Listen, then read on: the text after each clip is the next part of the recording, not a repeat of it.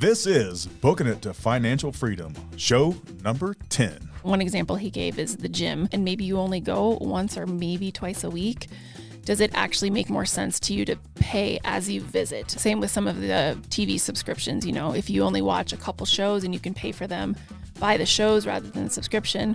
I mean, some of that is trivial money, and he talks about kind of focusing on more of some of the bigger spending items, but overall it's just evaluating. It is trivial money, but I think the problem with a lot of people is that they have like 16 instances of those every month where it's like, you know, you got the gym membership, you got the subscriptions, it just piles up. Money is meant to be spent as long as you're doing it responsibly and you have a plan of moving forward. If you go from making $35,000 a year now to tomorrow, suddenly you land a $250,000 job and your life changes overnight, your money habits are going to be the same. Yep. Get everything sorted out up front and then guilt-free spending in the end. Welcome to Booking It to Financial Freedom, where we explore literature from some of the most successful experts in their field to help you build a blueprint for personal growth and financial freedom.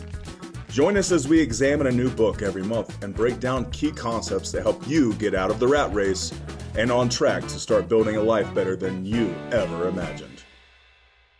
Hey everyone, I'm your host, Amanda Schneider, realtor and investor, and I'm here with my co-host, Jamie Booth. Hey Jamie. Hey Amanda, how's it going? Good, how are you? I am obviously excited to be here to film another episode of our podcast. And, excited too. Yeah, getting out of the cold weather. Yeah, it has not been great here lately in Colorado. Well, I think January was, a record-breaking cold January. Mm-hmm. It's been pretty nasty cold around here. Yeah, we're used to, 300 days of sunshine, and the last week has been very little sun, so it's like we're in Washington. Yeah, no, I looked at the week-long forecast, and it's like overcast for a whole week in a row, so that's not normal. I think tomorrow's better though, so hopefully we'll be okay. I know, because like we were talking about goals before we started filming the show, and it's really, well, other than the family situation I had a couple weeks ago, really kind of set me back, but it's just hard to get motivated when it is that cold outside, especially when one of your goals is walking 1,500 miles. Yeah. So I'm going to have a lot of catching up to do here soon. Yeah. Well, I've seen you out there when it's like snowing and your beard is frozen and icicles off of it. So I know you do it when you need to. Yeah, I can do it. It's just hard to do that on a consistent basis. Yeah, for sure. That's funny. Yeah. Speaking of like 2023 goals, you and I were talking to, you know, Lindsay and I have some pretty aggressive financial goals. And we kind of decided over the last couple weeks that we need to do some more things to help facilitate those goals. We sat down with our CPA and he basically showed us a spreadsheet of this is what you need to invest every year, and with compounding interest, you know, appreciation with our real estate properties, et cetera, that we could truly get to our goals in 5 to 7 years, which is what we want. But, you know, Lindsay sold his portion of the short-term rental management company last year. And so now he's just been kind of working on our own properties, working on some of our Amazon stores, which aren't producing a lot. But he decided it's time to find something to generate some more income. And so we kind of talked about it back and forth because it's a little hard for us to admit that we're not quite where we want to be yet. You know, we're not to the point where we can just not work and live off of our passive income. So he humbled himself and just asked for help basically on social media because he really wants to do some like security contracting. That's kind of his background, you know, from being in special forces, and was so taken aback by the response that he got. I mean, within a couple hours, he had people calling him with, you know, referrals, people to reach out to, et cetera. And I just thought it was kind of a neat lesson for all of us that it's like when we're and Chris mentioned it in the podcast when we had Chris Slight on, was just humbling yourself and asking for help. And it can be really hard for us to do that. Yeah.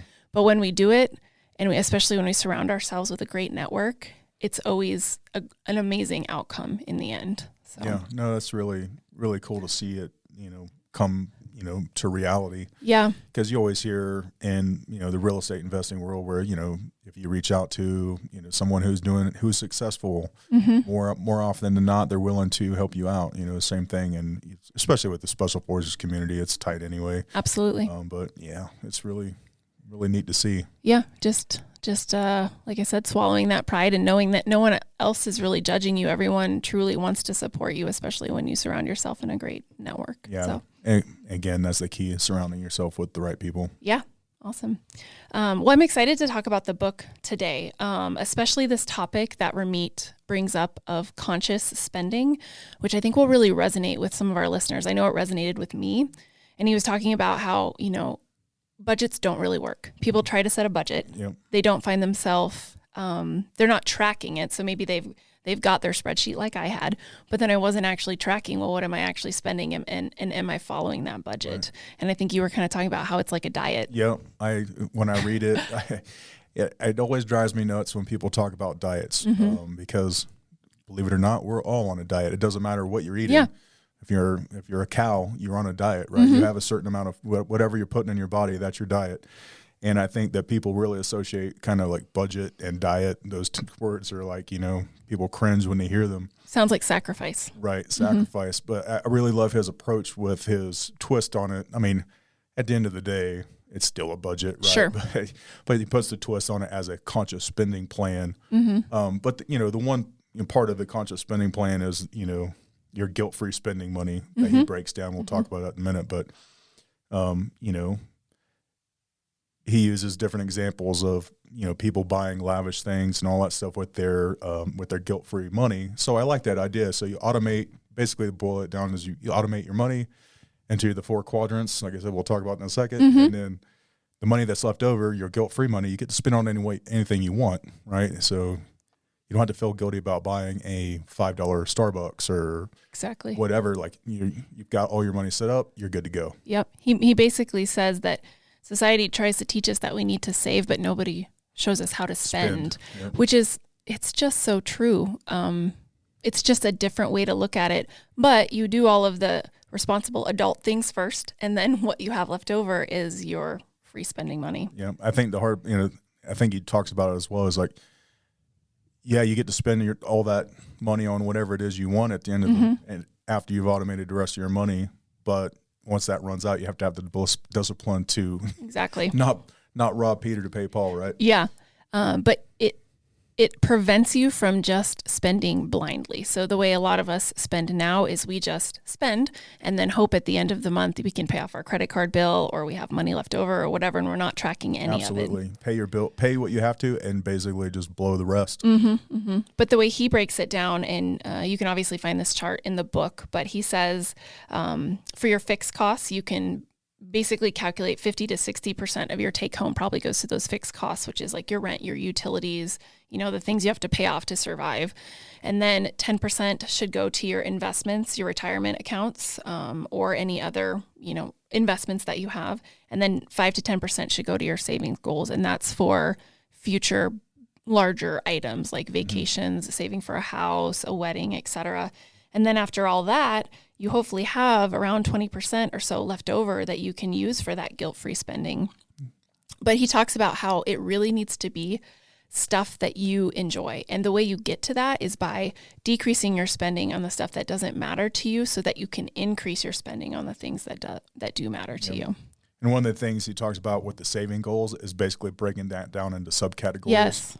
I think we'll talk about it maybe later, but he talks about how your income is basically like your wages that come in, or look at as how you distribute your money as like an email inbox. So you get your lump sum, whether you get paid once a month or twice a month, into your inbox, and then you basically distribute the money from there. Yeah, to automate it, and it just makes it that much easier. Yeah. One thing I like too is he mentions evaluating your spending and possibly using the a la carte method. So he says that a lot of us, we have a lot of subscriptions that we pay for, but if we would really think back about how often we use those, maybe the money we're spending is not worth it. And one example he gave is the gym. I love the gym, so I do use my membership, but a lot of people don't. If that's not your thing and you're paying for a monthly membership and maybe you only go once or maybe twice a week, does it actually make more sense to you to pay as you visit the gym rather than paying, if you're paying $50 a month and it's $10 for a drop-in fee, maybe the drop-in fee makes more sense. Yeah. Same with some of the TV subscriptions, if you only watch a couple shows and you can pay for them, buy the shows rather than the subscription. I mean, some of that is, in my opinion, trivial money, and he talks about kind of focusing on more of some of the bigger spending items, but overall it's just evaluating. It is trivial money, but I think the problem with a lot of people is that they have like 16 instances of those every month, where it's like, you got the gym membership, you got the subscriptions, it just piles up after time. And I tell you right now, I found a reoccurring charge that my wife has been paying for like a year and she's never used it. Oh, yeah. So it's stuff like that. It's like, oh, I could have, that really adds up over time. It doesn't. It's honestly, it's just kind of annoying to be paying for something that you're not using. Because I did the same thing after I read this chapter. I think I told you, I said this in the last podcast, but I went in, I set up this whole account. I was looking at all of our stuff and I made a list for Lindsay and I both. And it's like, we need to evaluate, are we actually using this? And we canceled a bunch of stuff. And it's like, if we need it down the line, like, a Paramount Plus or whatever, it will always be there if we need it again, if there's a show we want to watch, So it can really offset the cost. The example he uses, the gym, is like, I can't remember the actual numbers, but, if it's only $3 per visit on an individual visit, as opposed to having like a monthly recurring charge. And then he said, you ask the average person how many times they use their gym membership. Well, 3 or 4 or maybe 5 times a week. And in reality, it's only twice. Exactly. So when you break down the cost, it might be that gym visit's probably costing you $7.50 as opposed to just a $3 one-off charge. Yeah, absolutely. Something he talks about, though, with the fixed costs, and I think we'll get into this a little bit more too, is that making sure when you are designing this conscious spending plan that you're also setting aside like 15% for things that you haven't factored in. So again, we'll go through kind of a more step-by-step, but as you're evaluating your spending, until you truly get kind of a more intuitive sense of what you're spending, you need to set aside around 15% for maybe your car, you need new tires, any kind of things that don't happen, or expenses that don't happen regularly, but that come up and can be a little bit larger expenses. So he calls it, I think, like an oh shit fund or something, where he sets it aside just in case, or which most people aren't prepared for. No. I think the national statistics, I can't remember the number off the top of my head, but it's like a shocking number of American families cannot afford like an unexpected, I think it was really a small, like $1,000, really small charge, right? So it's, that's it goes important. to show that setting a system up like this is extremely valuable to most people. One thing I thought was really interesting that he brings up is like how much money people are spending on overdraft fees. And I know you and I talked about that because I was kind of the same way when I was younger. I wasn't super conscious about what I was spending, so definitely wrote checks when I didn't have money, things like that. But he gave an example of a friend of his who was dating a teacher, and the teacher had a very like meager or modest salary, I should say. And when he asked how much she had spent in overdraft fees, I think she said like $150. Yeah. And when they added it up, it was over $1,000 a year. And that's, that is money you're just literally throwing in the wastebasket. Yeah. And it's hard. And I found myself in that same situation when I was young. It hits the people who can't afford it the hardest. Exactly. Yeah. So setting aside that 15%, even though you're like, gosh, I could really use that for something else, it's going to only benefit you in the future. For some people, $1,000 is not much, but for a lot of people, $1,000 is huge. Exactly. Yeah. And it's funny. We did talk about how much he hates Wells Fargo and Bank of America, and I had my Bank of America story. I actually went back and talked to my wife, and she had used Wells Fargo, and she had a similar experience. So it's just funny that there multiple times in this book he rants about how horrible they are, and it's just true. Yeah, I'm surprised that they're still as big as they are, but I guess when you do a lot of volume, it doesn't matter if your customers are happy or not. I don't know, but. So basically the way to start your conscious spending plan is the very first thing you need to start doing is tracking your current spending. And I know that immediately turns some people off because they're like, oh, that's so hard, but it's really not. The easiest thing, or I should say for free, you can download your credit card statement if you are somebody who uses your credit card for everything and then pays it off at the end of the month. You can just look at that every month and kind of get an idea of what you're spending. And a lot of times it will categorize things. But there's a bunch of free or really cheap websites out there that will do this for you too, where you just hook up your bank account, your credit cards, and it monitors everything for you. I've personally been using, it's called simplifymoney.com. It's by Quicken. And I think I pay $2.99 a month, but I love it because I can hook up everything and then I can set a budget. I can set savings goals. I can do all of that within the app. So because I'm a big Excel person, but that gets to be overwhelming. So that does everything for me. He talks about mint.com and youneedabudget.com. Yep. So very first thing is just tracking your spending and understanding. I've used They call it YNAB. Yeah, I've used that before. I think actually the first time I used it was after reading this book for the first time, like 5 years ago. Yeah. It's actually good. And once you do get into the YNAB app and stuff, and you start setting up all your financial parameters, I think you mentioned it in the book, but it'll alert you if you're overspending or whatever. So it's one of the good things about that one. Yeah. So does the one I use too. You can set it up to send you alerts, which is great for the first couple months until you understand.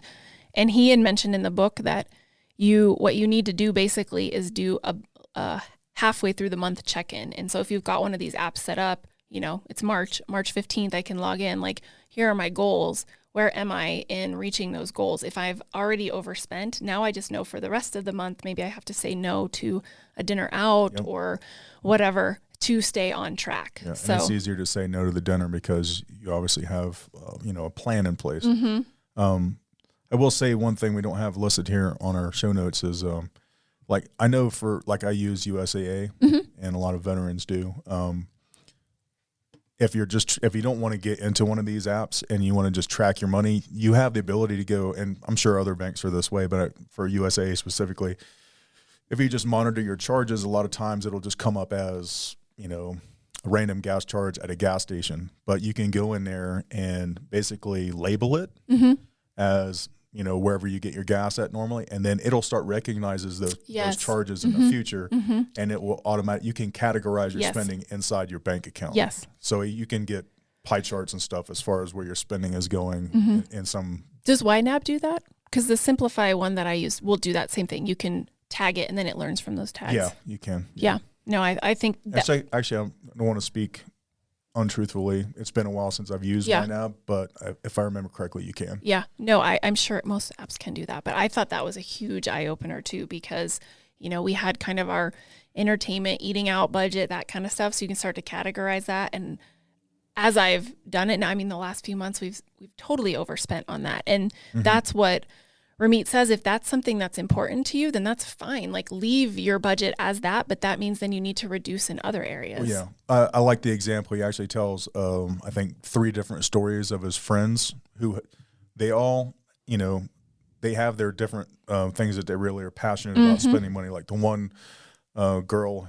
In her shoes. She spends like $5,000 a year on shoes, which, if you said that to the average person, they'd be like, oh my God, that is just ludicrous spending on shoes. But he goes on to say that she lives in a small apartment. She has a minimal lifestyle, basically, and she automates her money. So all of her investments, her IRAs are maxed, all of her investment, all that stuff. She takes care of that first, and then she uses her guilt-free spending money to buy the stuff that she's passionate about, which is shoes. So it may seem like, oh my gosh, that's a ludicrous amount of money to spend on shoes, but in reality, she's got all of her financial ducks in order. And then the other example he uses is, I think one of his friends who spends, he must make a decent amount of money. I think he said he spent like $21,000 a year on socializing. So going out, dinner, all that stuff. And that's what that guy really likes. But same thing, lives in a smaller apartment or smaller house or whatever, has all of his investments taken care of, and then his guilt-free money, he gets to spend on whatever he wants. One thing I kind of wanted to point out as we're talking is, because we're kind of talking about like sacrificing in one area. And I would say, correct me if I'm wrong, Jamie, if you don't think of it this way, but one of the goals of this podcast is to set a good foundation so that you can continue to grow and earn that passive income where maybe eventually you don't even have to sacrifice in any areas of your life, if that makes sense. Right. But most of us are not there right now. No. Like, we are, the audience that we have and the people we want to help are people that are not there yet. So we are showing you the way that you need to start off. And he talks about doing more before you can do less. Yeah. So go ahead. Yeah, I'm just saying on that note, he also goes on to say, and I'm pretty sure most books will, it doesn't, even if you can only do $5 a month, right? Some people will look at this and be like, well, if I only give myself 10% a month and like whatever, you might be on a lower income, you'd be like, well, I get to spend a whole $100 on what I want, right? Okay, but but that's a start. The whole point is just getting it all set up and then growing from there, right? It doesn't matter where you're at, you can start developing those healthy habits with what you have, because if you go from making $35,000 a year now to tomorrow, suddenly you land a $250,000 job and your life changes overnight, your money habits are going to be the same. Yep. You're still going to probably most likely be broke. So no matter what your situation is now, at least everybody can afford $5. I'm assuming, well, most people. I'm sure there's some people out there who probably don't. I don't want to insult anybody, but you know, just start.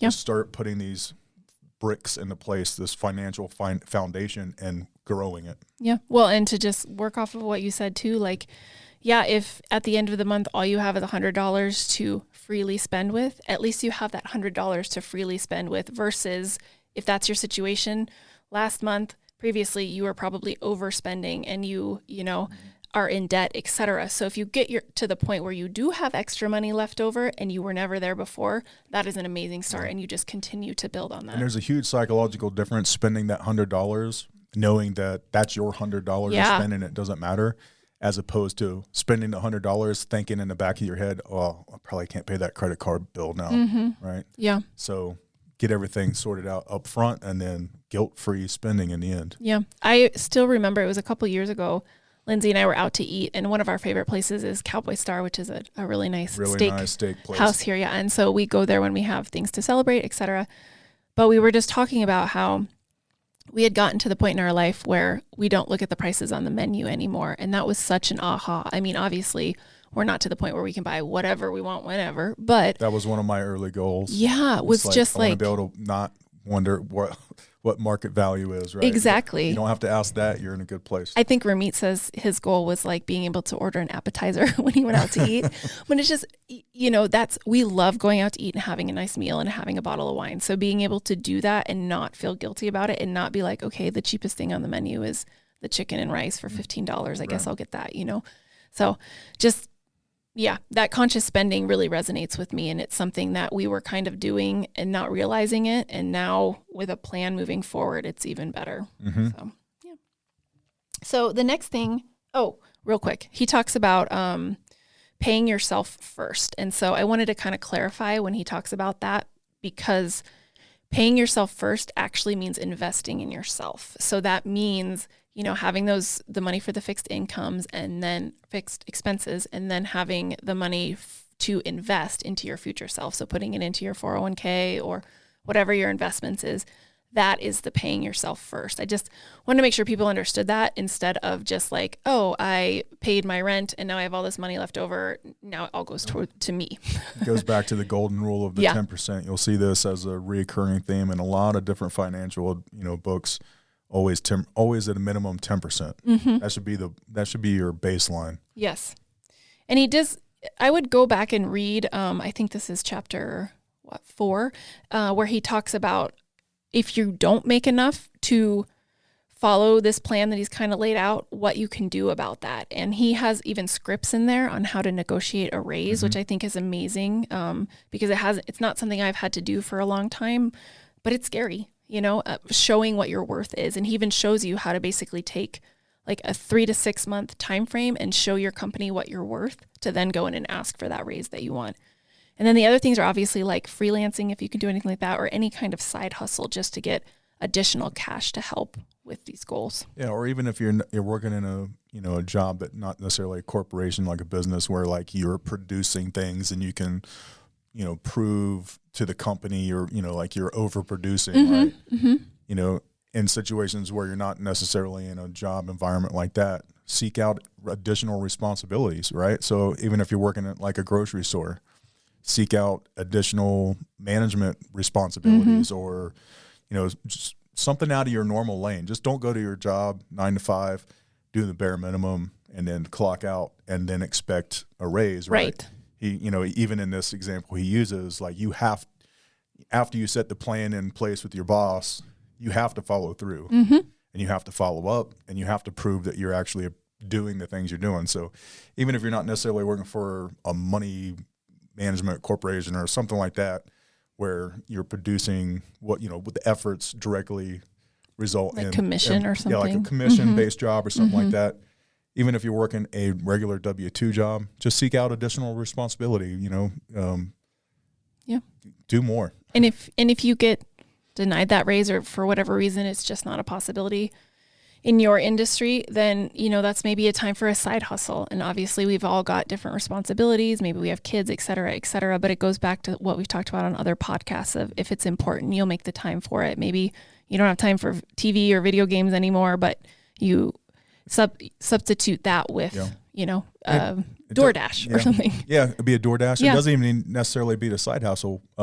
Start, studying for an extra certification or something on your off time. Mm-hmm. We live in a society now where it's common to move jobs every 5 to 7 years. It's not a taboo like it used to be. It used to be a stain on your record. Right now, it's like you really should be looking for your next best opportunity. Mm-hmm. Yeah. And then the last thing he talks about in this chapter too is how to handle unexpected income. So if you do get that raise or you do get that bonus, his suggestion is taking 50% of that bonus, for example, and putting that towards your savings, or not your saving, but your investing plan or your savings. Some of it could go towards, your future savings, but you're investing, but taking 50% of that. And then the other 50%, that's when you can spend it on yourself. Because again, you don't want to always be sacrificing, because eventually it's just like a diet. You're going to get tired of it. And it's like, why am I doing this? I never get any enjoyment out of this. So money is meant to be spent as long as you're doing it responsibly and you have a plan of moving forward. Yeah. And then if you get a raise, the same thing. He said, you can increase your lifestyle by a little bit, but be very conscious of what you're doing, because you should still be putting, now if you're making more, then that means more you can be investing for your future self. Yeah. I think that's another mistake that most people make is the lifestyle creep. Mm-hmm. Oh, I got a $3 an hour, raise. I'm making all this extra money, and guess what? That just all disappears. So with the automated system that he's proposed everyone use here is, you go in up front, make sure you automate that money. That way you don't see it. It just grows your investments, and then you do get extra play money. And that's one of the things that really excites me about, the idea of growing wealthier and, larger portfolio and all that stuff is, like I said earlier, that 10% take home play money might only be a few $100 now. But if you really look at this from a, kind of a planning future standpoint, the exciting point is when you've turned that $200, $300 worth of play money, you've grown your wealth, and if you stick with the 10%, eventually that 10% is going to be like a couple $1,000s a month. So all of the percentages are still the same, but everything is growing. So it's kind of exciting to get to think that there's that point, where like there is no restrictions on your play stuff, right? So it doesn't feel, it's just really exciting. It doesn't feel like sacrifice. No. Yeah. And that's a good segue into the next chapter where he talks about save while sleeping is what he calls it. And he says, do more before doing less, which I love. I hadn't heard it said that way, but that's exactly what we've been talking about this whole time is grinding and doing the things you need to do now to help set your future self up for success. Well, like you said earlier, like people don't want to track their money. And part of this is taking the time. Like I think the book is based on a 6-week plan, right? Certain things are going to take a week, certain things are going to take a month to figure out, but do all of the elbow grease up front. Like it's going to stink probably for the 6 weeks or whatever. But if you just put in all the work to automate your things, to get all your accounts set up the way he, advises, to do all that stuff. Yeah, it's a lot of work for like a month or 6 weeks, but then you go on cruise control for the most part, and the time that takes to monitor that is far less than what it takes to set up. Yep. And to put that into perspective, by a lot of work, we mean maybe a couple hours a week for those 6 weeks. So because I am so guilty of this, of being a procrastinator and dreading how long something's going to take me. And then once I actually do it, I'm like, oh, that took me like an hour, not an entire day like I thought. So he does a great job. He even gives estimated time of how long things are going to take you in this book, which I think is amazing. So it's literally a few hours, probably throughout the month to try to set some of this up. But basically you're going to take your conscious spending plan and you're going to put it into action. And so this is where you're automating everything. And if you want a really detailed breakdown, obviously go back through this chapter, but all you're really going to do is if your company offers a retirement plan, or even if they don't, a lot of times they can still take it out of your paycheck. But that is one of the best ways to do it is before you even see your paycheck, they can take whatever your allotment is for your retirement plan and automatically put it into that account for you. And then after that, you just hook up your bank account that's receiving your paycheck, you hook up your savings account to transfer money to your savings account, and you hook up your credit cards to your checking account. And then you just automate everything. Most credit cards will let you set it up so that you can pay the bill in full. You can pay just a set amount on a certain day, but you set that up so that it automatically happens. And then to make sure that you're not, that you have enough money in your checking account just in case something went wrong, you can set it up so that your credit card will email you a bill a few days before it's due. So you can review it real quick, look at the total, make sure that's good with what you have in your checking. You have the funds to pay. Yeah, but then your automatic plan just happens instead of, and I don't know why, but this was such a light bulb for me because we have a lot of credit cards due to the different LLCs we have because we're trying to keep everything very separate and just keep, for not legal purposes, but to asset protection. Mm-hmm. So for every LLC, we have a credit card, et cetera. And so, a few times a month, I'm paying 5 or 6 different credit cards, and it's so annoying. I've never thought about doing this, and so easy. Yeah. So easy. Yeah. So. And then, so on the automation side, he does break down, because, my entire career, I got paid once a month. Mm-hmm. In the military, you can opt to either be paid once a month or 2 times a month. I was one of the only people that I knew there were very few people that did what I did, but I've lived that way my entire life. When I was. Why did you decide to do that? Just curious. I think I just started that way and just. I think the concept, and he actually talks about this in the book, is if you have different payments schedule where it's like scattered throughout the month, call all of those companies and move it to the first. Yeah. So I think when I started out, that was my thought process. I want all my bills, scheduled for the first week of the month. I get paid once, get all my bills paid, and then the rest of the money I know is whatever. Mm-hmm. Of course, I never strategically use that money, but but that was my thought process. But he does go into the book about how if you're a once a month type who gets paid once a month, he talks about how to automate it that way. And then he also breaks down a strategy for if you're biweekly paid, how to get that set up to work. And then he also goes, I think you got it listed here too, but he talks about if you're like a commission-based, like we are, he used an example where one of his buddies who's a salesperson makes like $12,000 a month, but then might not get paid anything for the next 2 or 3 months. So he has a plan for setting that up for the automated side for someone who works that way too. Yeah. No, I thought that was great because I've kind of done that, but not to the degree. Or he says basically if you're commission based like we are, basically have 3 months of your bare bone expenses, not your fun money, but just your bare bones. Save up 3 months. So, if you do kind of live paycheck to paycheck and don't have a lot left over, you're going to put your savings and your investments on hold until you have those 3 months saved up. And then if there is a point when you're not getting paid for a month or two because you are commission based and you have to use a couple months of that, then once you do have your higher season where you're earning more, you replenish that 3 months. So it's such an easy way to do it. And I don't know why more of us didn't think of it, but it's great. So the benefits of automating your money, he says, 1, it takes advantage of human psychology. So it motivates us to manage money because right now we're all motivated. We've read the book. We're like, this is great. But as time goes on, our motivation is going to just drop off, and we're not going to want to log in every month and move this money into our investment and our savings. So automating it just, again, helps your future self and make sure that it continues. Yeah. And as far as, on that point, I think he specifically makes a point where, like, if you have it automated, you're probably going to be too lazy to turn it off. So it just keeps going, and you ignore the fact, but you continue to grow your wealth without doing anything. Yeah. And then the system just grows with you too if you automate it. So the more you earn, you can increase your contributions, and then again, that automation just takes over, et cetera. And the system lets you go from hot to cool. So it has you focus on the big picture rather than agonizing over the micro decisions. And I thought this was great too, of like, you don't have to look at every little thing you're spending on because, again, at the end of the month, this is your fun money, the things you can spend on. You don't have to buy that $5 cup of coffee and be like, I shouldn't have bought that. Yeah. I think he uses an example of, the hot to cool is like, it starts off harder, but your life should progressively get easier as you grow your wealth and as you get more experience and all that stuff. It should get easier and easier.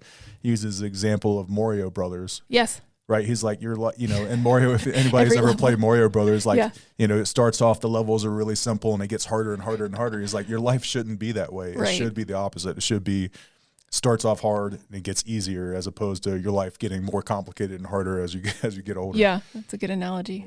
That's funny. All right, and then this is going to be my favorite chapter to talk about, because even you and I wouldn't say we were disagreeing, but we were having a pretty good discussion before we started filming he talks about the myth of financial expertise. So overall, he's basically saying you shouldn't have to pay much, if anything, to help you with your investments, especially when it comes to your retirement accounts and choosing funds, etc. That a lot of financial advisors out there are not fiduciaries, and they charge a lot of money, and those fees can really add up. If you want to give the example you were telling me about. So he uses an example of, I think it's Michelle, and then like say you versus Michelle, right? You both invest in the same funds, and they both perform exactly the same, right? Over a 50-year period. And he, for people who think 50 years is too long, he uses an example of 35 years too, but sure. So if you guys were both to invest the same amount of money, exact same performing funds over a 50-year period, the only difference is you don't pay any fees, right? So you're just using a very low cost index fund, or you're both using the same thing, but they're performing the same. But the difference is you're paying no fees, and Michelle is paying 2% management fees over the same period.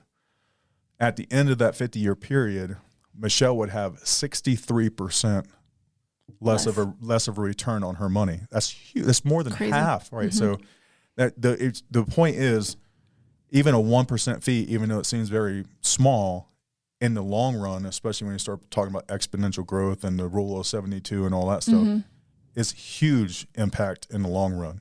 So he's saying for the average person, it's better to put your money, automate it into a low cost index fund, and let it grow that way, as opposed to, and the other side of this is story. I think, I want to say Tony Robbins mastered the game. He has a whole big bit on this as well, as like, do not pay money managers and stuff, because for the same thing, if you don't have a fiduciary, even paying something as small as a 1% fee can be gigantically impactful in the long run, especially if you're starting out early. Yeah. So that was the example he used. Yeah. And if it was in the 2% example, Michelle would have 63% reduced return on all of her money. That's crazy. If it was 1%, it would still be 39% less. So so huge impact overall. So and then he goes really in depth in this chapter as well, as far as talking about how most of them are just scam artists anyway. So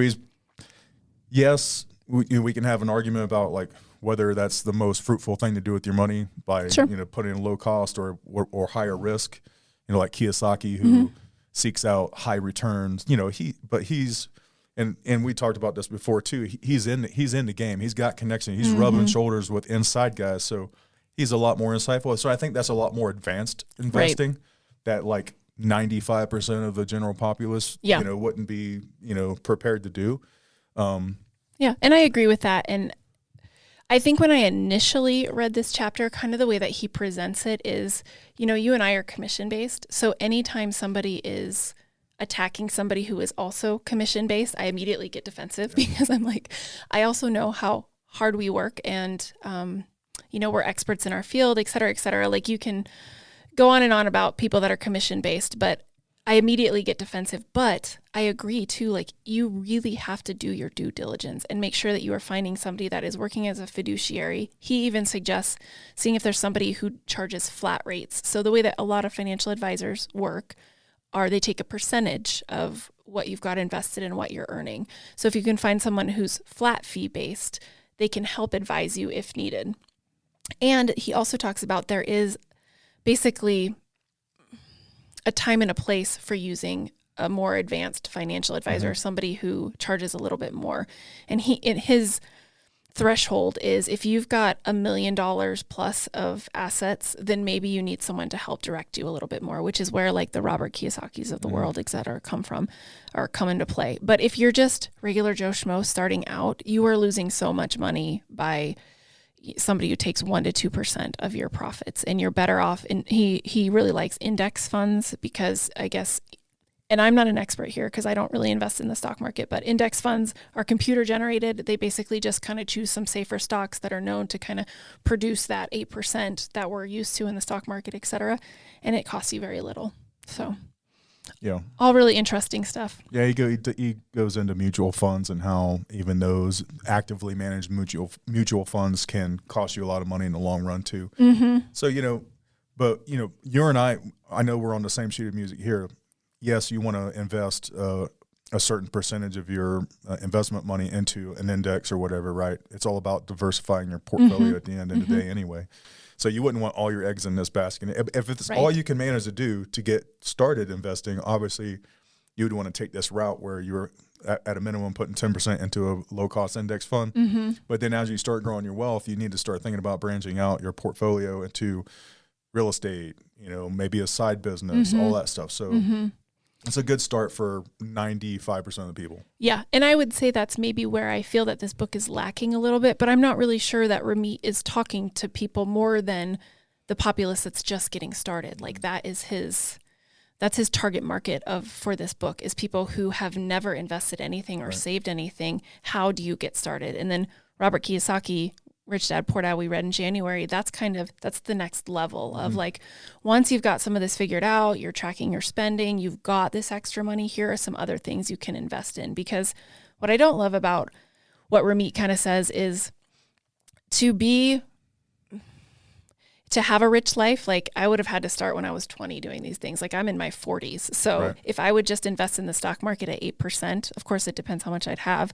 I'm not really going to have a whole lot, and I'm not really going to be able to access it until I'm 60 and 70. And by then, who knows what's going to happen. So that's kind of my one argument. But I love this for getting started and developing financial healthy habits. Yeah, 100%. Yeah. And even if you don't get rich as a result of this plan, I know that there's a lot of people out there who are middle-aged that still need to start here. Yes. Right. So it's valuable either way. And if this can capture someone who's 18, 20 years old and they really stick to this plan their entire life, or at least use this as a basis to start growing their wealth, they're just so far ahead of the average person. It's not even funny. Right. So. Yeah, I totally agree. Cool. Well, I think that's about it. Is there anything else you wanted to add? No, just, this book is really exciting to me. I know for some people it's probably really basic, but at the same time, I love his writing style. I love, all of his sarcasm and stuff. And I just really enjoy covering it. Yeah. And I don't think it is. It is maybe basic compared to, again, Robert Kiyosaki, but I've been investing for 7 years now, and I learned a ton from this book. Everyone can learn something. So yeah. And I read it like 5 years ago, and I'm rereading it. Yeah, rereading and learning again. Matter of fact, I'm going to go back and read it again after this, probably just to, digest it a little bit further. I wish we could do entire episodes off single chapters of this book. It's how many good little nuggets are in it. So I highly recommend anybody that's listening to this now, please, do yourself a favor, go grab yourself a copy of the book and pick up where we started. Yeah, absolutely. Cool. Yeah, I think that's it. Yeah, I think that's it.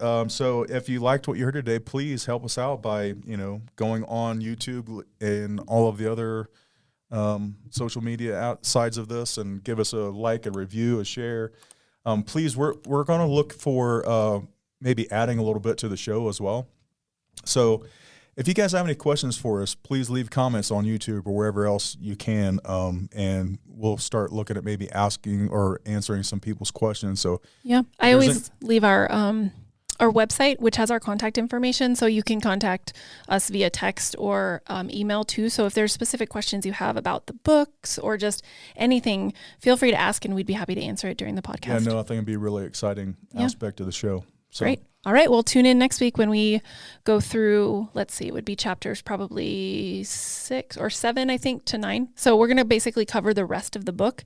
And then for our last episode for this book, we're going to have a special guest. All right. Talk to you later. See you.